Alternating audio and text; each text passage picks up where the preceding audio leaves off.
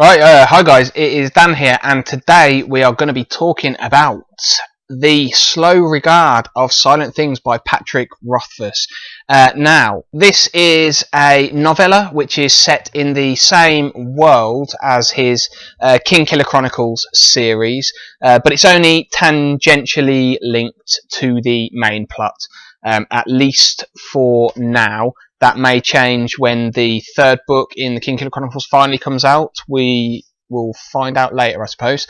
But anyway, I've got myself a beer and I'm getting settled in because I've got... I absolutely loved this book and I've got probably quite a lot to say about it. So sorry if it drags on a bit, but I think there's just so much in this book. Yeah, anyway.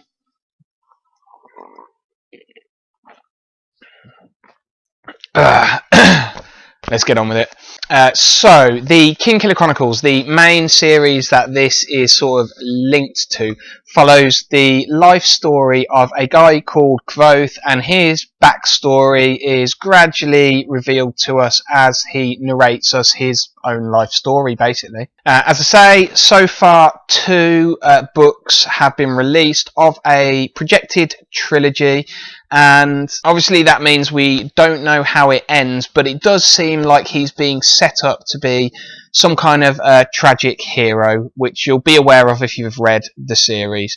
And I do recommend that if you are going to read this book, you don't necessarily need to read the series, the Kingkiller Chronicles, if you are going to read this book. But I think you'll get a lot more from it if you're aware of that context for it. But yeah, anyway, so this book, The Slow Regard of Silent Things, follows a week in the life of one of the more interesting sort of secondary characters from the main series.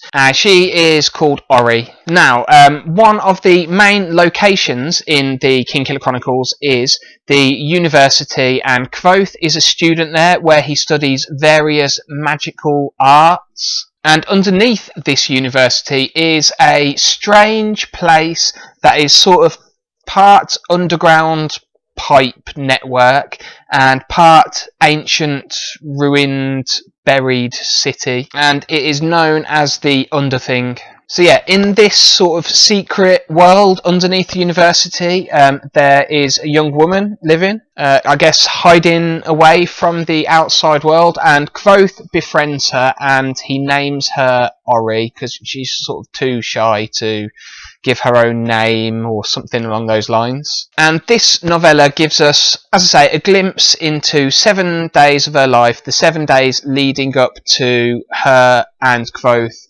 meeting up for one of they get together every so often for a little picnic and a chat, and this is the 7 days leading up to one of them. And she kind of wanders around through the Underthing, doing various seemingly mundane tasks, I guess.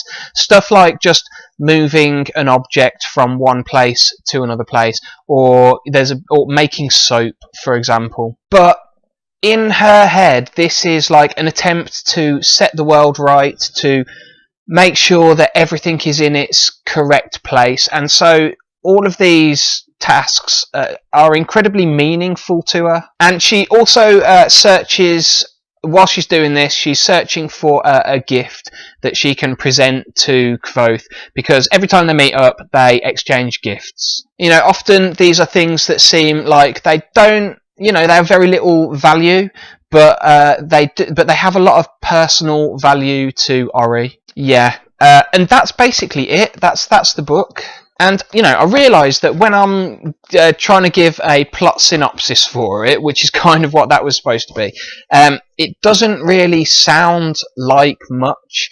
And on the surface, that is true. But I got an awful lot from reading this, and I actually thought it was pretty great.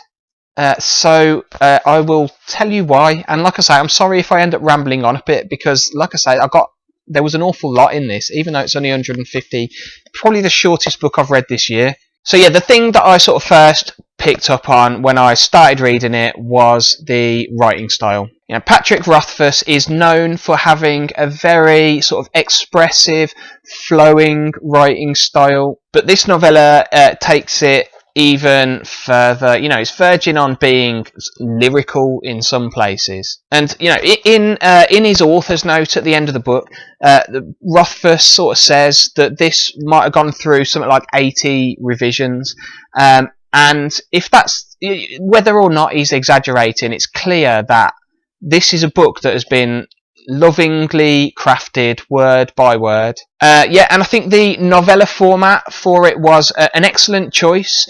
I think with this kind of writing style, if it had been much longer than the 150 pages minus, you know, there's some illustrations or whatever, so 150 pages minus the illustrations, then yeah, it could have got a bit sluggish. But because it's so short, you know, you can get through it in like an evening or something, probably no problem. So it didn't drag at all for me. And, you know, I also think that the writing style is a really great reflection of the sort of one and only character, Auri, that actually appears in the story. Because it's got this air of childlike innocence to it that really fits with her personality. And, you know, in all, I think it made this book just a really charming experience to read. But, you know, that's not to say that it's all sunshine and rainbows, though. You know, the blurb says that this is... the blurb says that this is like a bittersweet, and I think that is definitely true. Sort of as endearing as Auri is, you know, she's described as a broken girl trying to live in a broken world, and that came across very powerfully to me. There's this sense of loneliness, and it's sort of implied more often than it's stated outright. For example, through her sort of personification of inanimate objects, like she's ascribing them a personality because she doesn't have people to talk to, perhaps. Also, you know, she's got this obsession with doing things the proper way and finding the proper place for things. She washes her face and her hands and her feet compulsively. Like at one point, she suffers from a panic attack.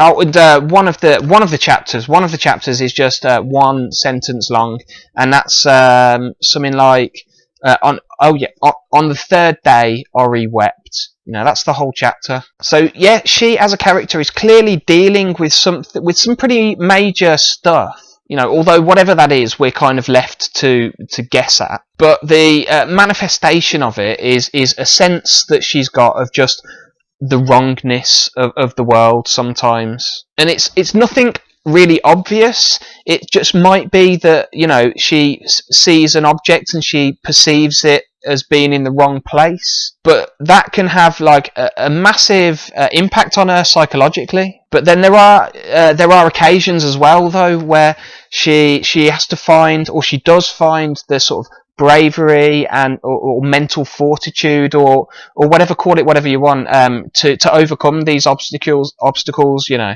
for example, like when she's having to find a gift for Kvothe, and there's this place that's, you know, this area that she can't go, or she wouldn't go normally, because she's got this sense of wrongness about it, but she's like, no, I need to get this is what I've got to achieve, I need to go through there to achieve it, and she does it. And it might not seem like anything to you know, anyone else, but for her that is a huge amount of bravery. And yeah, then sort of towards the end of the book we get this idea that there might be more to Auri than sort of meets the eye. You know, she's been making a candle for the aforementioned gift, but she hasn't had time to complete it. Now, you've got to remember that she lives in a world where magic exists, and it is strongly implied, strongly hinted at, that she's had some sort of magical training in the past. So she just magics herself a candle to give to Kvothe, basically. But in fact, I found the wording of it very interesting. I'll try and find it, actually. Yeah, here it is. She brought the weight of her desire down full upon the world, and all things shook, and all things knew her will, and all things bent to please her. So yeah, like magicking up a candle doesn't seem like the most potent spell ever, but when it's phrased like that, it does sound like Ori has used some very powerful abilities for just quite a small, or what we would see as a small task. I mean, certainly other types of magic in the Kingkiller Chronicles are not sort of couched in those sorts of terms where they sound so powerful. You know, they're generally more about having some sort of secret knowledge or something, like knowing the name of something. The true name of something is the sort of classic example from the series. Now, it may be that, in fact, she's not super powerful and she only knows enough magic to make a candle and that's it. But if she does, in fact, have strong magical abilities, then for me, that puts the whole rest of the book into a new context, into a whole new light. You know, perhaps her behaviour, rather than just sort of jumping at shadows and having irrational fears, you know, perhaps she's just more sensitive to this world. Perhaps she just understands this world on a deeper level than perhaps other people do. You know, if she can bend the world to her will, like that quote that I did said, then perhaps it does mean that she's got a deeper understanding of the world. You know, perhaps all these seemingly mundane tasks that she's been doing throughout the book do actually have that increased significance that she sees in them. And if that is the case, then I'm left wondering how important these gifts that she's, you know, creating for Kvothe are going to be to the overall main plot of the series. Now, I did read a few online reviews for this before I sort of recorded this video, and it was, yeah, this book really polarised opinion. It was pretty much a 50-50 split of people who absolutely loved it, and I'm certainly on that side, and people who didn't like it, or didn't get it, or thought it might be thought it was a bit pretentious. And the ones who didn't like it complained. I think the complaint that I saw the most often was that there was no plot. There was a complete lack of plot. But I think for me, and this is only my opinion, for me that's missing the point a bit. You know, there is a plot here. No matter what Rothfuss says in the author's note, I think even Rothfuss says that there's not a plot in here. I disagree with that. I think there is. You know, this is a quest. Auri is on a quest to find the secret treasure, which is the gift for Kvothe.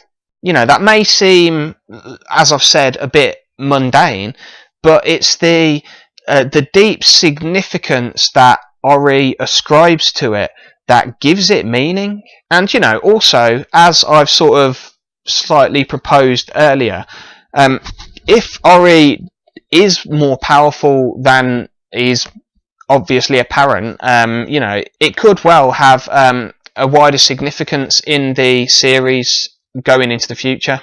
And, you know, in fact, I think that Rothfuss gives sort of another hint as to, you know, the fact that there might be more than meets the eye going on here, by the fact that he's chosen to write this in the third person as opposed to the first person, which the rest of the series is written in. You know, just like he's made a sort of conscious choice to write this from an external point of view, I think that these events have an external significance that is greater than just Auri's experience of them. But, you know, in the end, it's a matter of interpretation, basically, and really this novella is sort of so ambiguous that it does leave a lot of room for that. So I'm not saying that I'm right here and that other people are wrong or anything like that.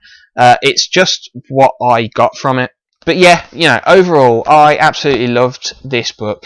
It is an enchanting glimpse into a very enigmatic character, and it somehow, you know, manages to reveal a load more about her, but still leaves you with more questions than when you started, about her, about the world, about the series in general. You know, you really feel like you've been given enough information to make some big conclusions about all those things. but you still don't have any definites. It's up to you to judge what is most likely based on the information that you've been given. And, you know, the whole thing is put across with just some absolutely stunning prose, in my opinion. Yeah, absolutely loved it. So yeah, so like I say, sorry if this was a bit long, but I sort of I knew I was going to get a little bit gushy about it. So that's The Slow Regard of Silent Things by Patrick Rothfuss. As you can tell, this is definitely a recommendation from me. So yeah, I hope that some people read this. If you have read it, then let me know what you thought about it, because like I say, I know it polarizes people. I'm certainly on the side that really likes it, but I'll be interested to hear anyone's opinion on it. Yeah, so until next time, goodbye.